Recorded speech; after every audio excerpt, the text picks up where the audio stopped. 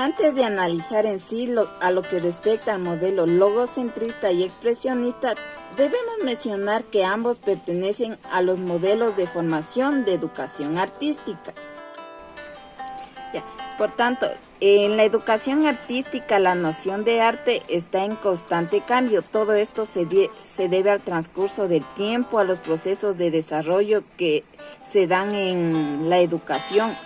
Por ejemplo, podemos mencionar que uno de esos cambios se da en la antigüedad, cuando antes la noción de arte tenía una especie de ritual mágico, espiritual. En cambio, ahora en lo que respecta a la educación artística, esto nos permite expresar sentimientos, emociones, entre otros, que son parte del individuo o del sujeto.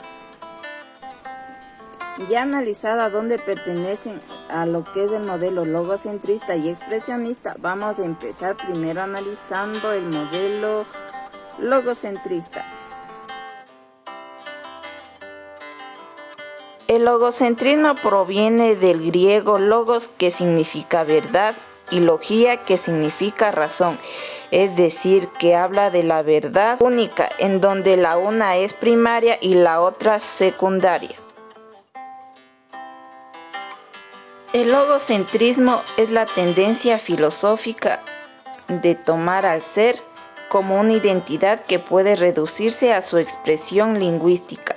De acuerdo al filósofo francés Jacques Derrida, la tradición occidental ubica el centro del discurso en el logos, que viene a ser la base del logocentrismo. Por ende, sostiene que este pensamiento contiene la presencia de la verdad y del sentido. Dicho de otro modo, la verdad y el sentido se producen en operaciones mentales. Fue un movimiento de renovación artística surgido en Italia, la cual se materializó principalmente en la pintura, la escultura y la arquitectura. Comenzó en la península itálica, especialmente en la ciudad de Florencia en el siglo XV. Los artistas renacentistas buscaban en sus obras el mayor realismo posible, la simetría, la perfección.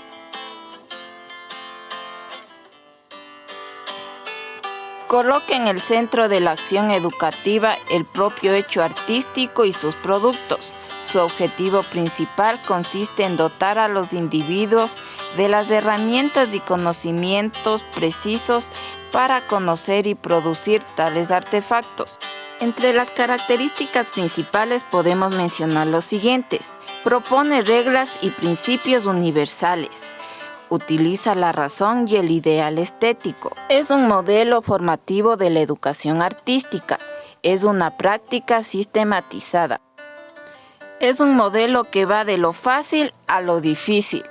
Va del rigor a la libertad y por último no deja a un lado las actividades propias de la formación. Propósitos formativos. Es que el educando adquiera y domine los procesos que rigen la virtud estética en las artes, independientemente de los intereses o deseos individuales del estudiante. Estrategias metodológicas. 1. El empleo de una práctica didáctica sistematizada y precisa. 2. La imitación y la progresión en la dificultad constituyen los fundamentos metodológicos. Y 3. Predominio de los procesos productivos, teniendo como eje y fundamento la práctica del dibujo.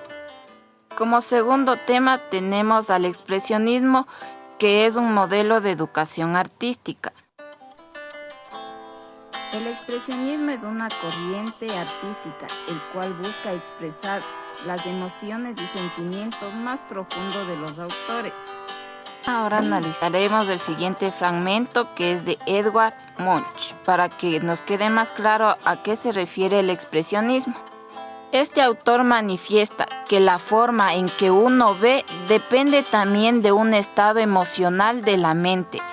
Esta es la razón por la que un motivo puede ser visto de muchas maneras, y esto es lo que hace que el arte sea tan interesante.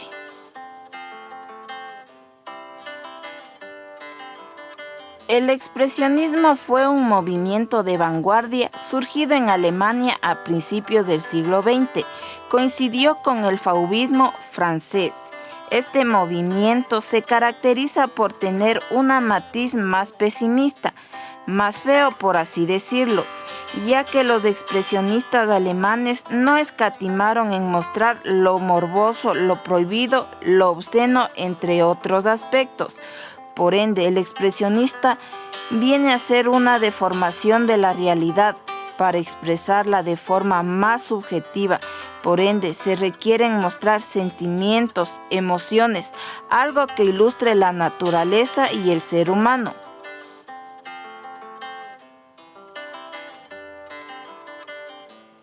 Sitúa en el centro de la acción formativa al sujeto, considerando que la esencia de la práctica artística reside en la transmisión y expresión de sentimientos o emociones de dicho sujeto.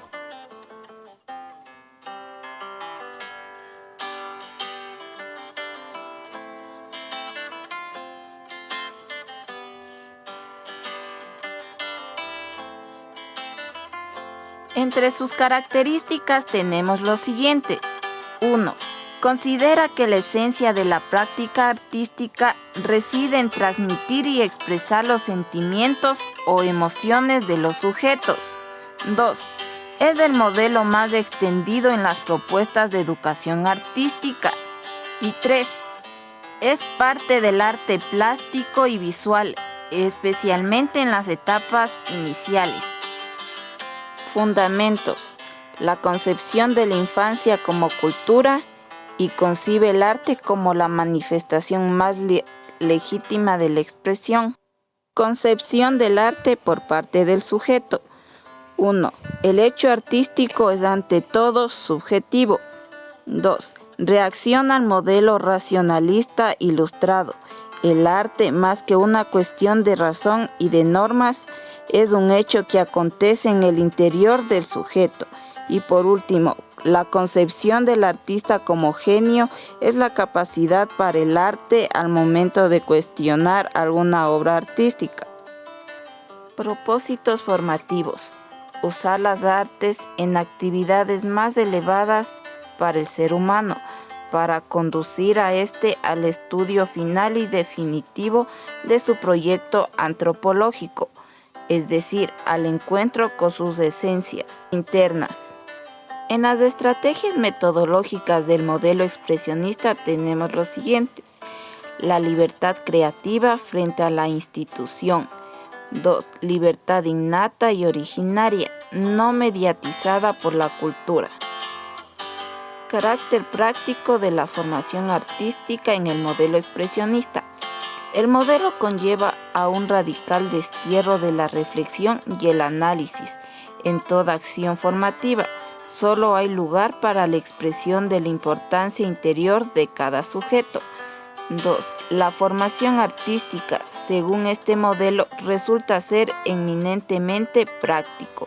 Y por último, en la educación artística no es posible ni adecuarlo a la evaluación.